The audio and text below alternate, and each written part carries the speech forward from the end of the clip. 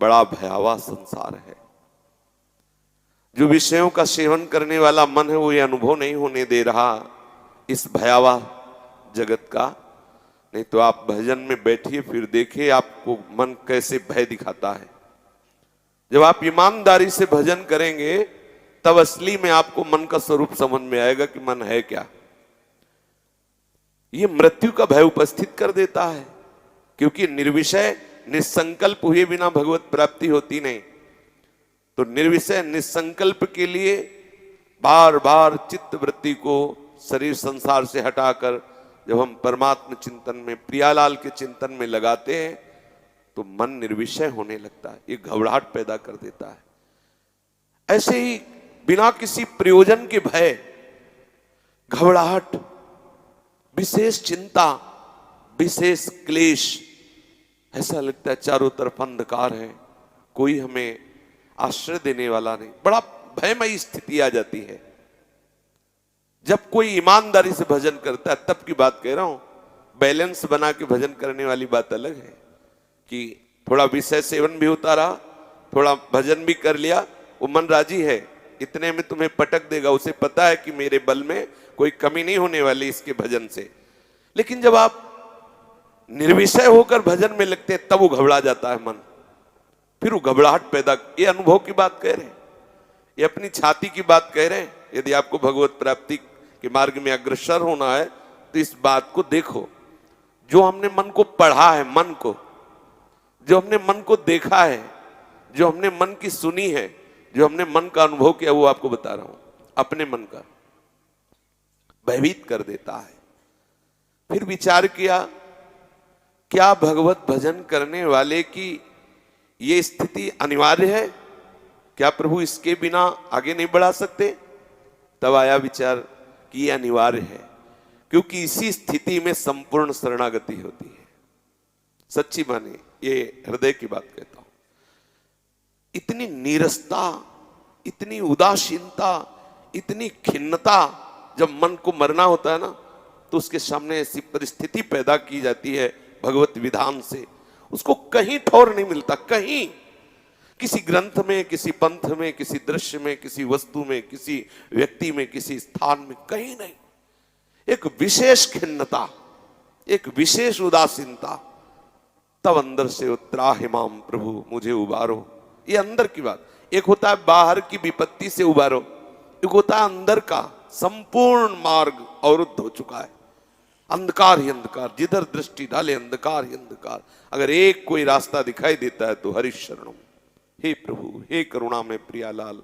अब सब, तब उसको मार्ग नजर आता है जहां से हम प्रियालाल तक पहुंचते हैं। ये अंदर की बात है। यदि वास्तविक आप भजन कर रहे हैं तो आप देखेंगे कि आप ईमानदारी से संपूर्ण दिनचर्या ठीक ठीक निर्वाह कर रहे हैं, पर आपका मन बहुत गंदा चिंतन करता है। ये जितनी बातें हम आपको बता रहे हैं, ये अपने हृदय की बता रहे हैं।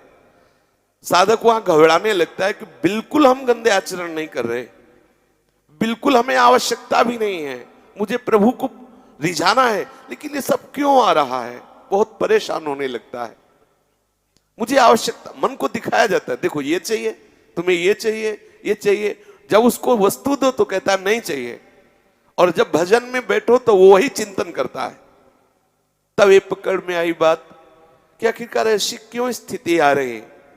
पूर्वाभ्यास के कारण मन का राग उन विषयों में था, अब है नहीं। अब मन भी राजी हो रहा है कहीं ना कहीं धीरे धीरे प्रभु की तरफ, पर पूर्वाभ्यास विषयों में भागने का भी उसका बना हुआ है। रुचि नहीं रह गई, पर वो अभ्यास के कारण भागता है, रुचि नहीं रह गई। घबराओ मत, जैसे उसकी रुचि धीरे धीरे खत्म होती जा रही है, ऐसे भागना खत्म होता चला जाएगा। एक दिन वो निर्विषय होकर, पंग होकर श्री श्यामा श्याम के चरणों में अविचल वास करेगा। सावई मना कृष्ण पदारविंद।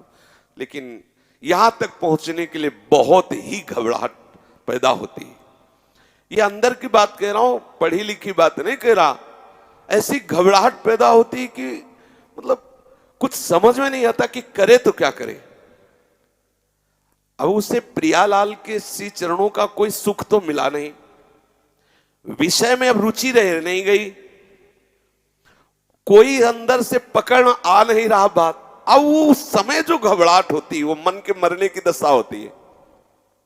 मन ही मार तन हार के वृंदावन में गाज, मन मारिया तन बस में कीना, हुआ भरम सब दूर।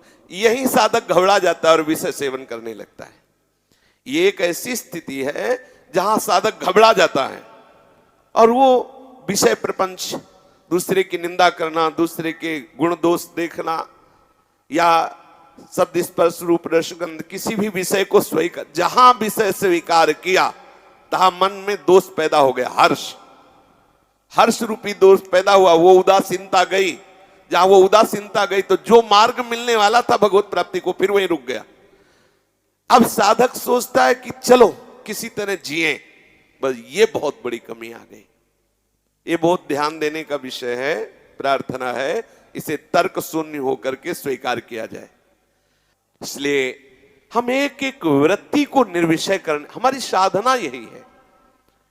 देखो, बाहर की जितनी चेष्टाएं हैं वो अंतर्मुख होने के लिए हैं। हम बाणी पाठ कर रहे हैं, श्री जी की सेवा कर रहे हैं, हम कीर्तन कर रहे हैं, इन सब का फल ये है कि हमारा चित्त जो है किसी भी शब्द स्पर्श रूप रसगंध प्राकृतिक भोगों में ना जाकर शब्द स्पर्श रूप रसगंध प्रियालाल की तरफ हमारा मन जाने लगे, हमारा चित्त जाने लगे। ये हमारी साधना का उद्देश्य है।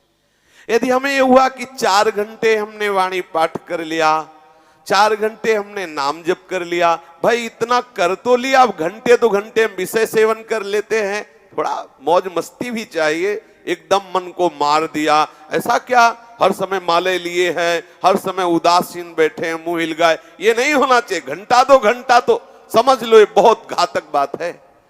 साधक कितनी देर हम क्यों हंसे, किससे हंसे, क्या मिले, वो हमारे हृदय की जलन को शांत कर पाएगा और बढ़ा देगा और बढ़ा देगा।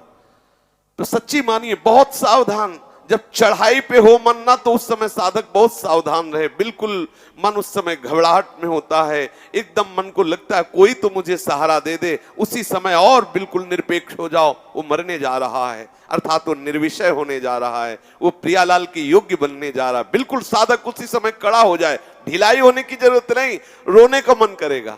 ऐसा लगेगा कोई ऐसा हो जिसके हम बाजुओं में अपना सर रख के रोते हुए अपनी बात कह सके कि मेरा कोई नहीं। बड़ी विचित्र दशा होती है, ये हम अंदर की बात कहते हैं। मन विकल होता है, कोई तो हो यार सृष्टि में, कोई तो अपना हो जिसे मैं अपना, ये चाल है मन की। मन कहता कोई तो अपना हो ना। अब वो मन जो अपनापन चाह रहा है वो जिंदा रहने के लिए, वो मरना नहीं चाहता। अरे इतने सुंदर युगल सरकार, इतनी सहचर्या, तुझे इतना नहीं दिखाई दे रहा कि ये तो तरस रहे कि तू मेरा बन जा, और तू अभी कह रहा है कि मेरा कोई तो अपनापन हो जाए। ये चाल है मन की, फंसाने की चाल है। सावधान रहे साधक, उसी समय और कड़ा हो जाए, उदासीन हो जाए, और अब इसके बाद जो धरा आएगी, नाच पड़ोगे, नाच पड़ोगे।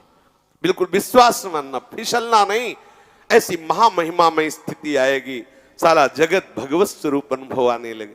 तब हमारा विषय चिंतन होगा ही नहीं, क्योंकि संपूर्ण सृष्टि में जिधर दृष्टि जाएगी अपना प्रीतम खड़ा मुस्कुराता नजर आएगा।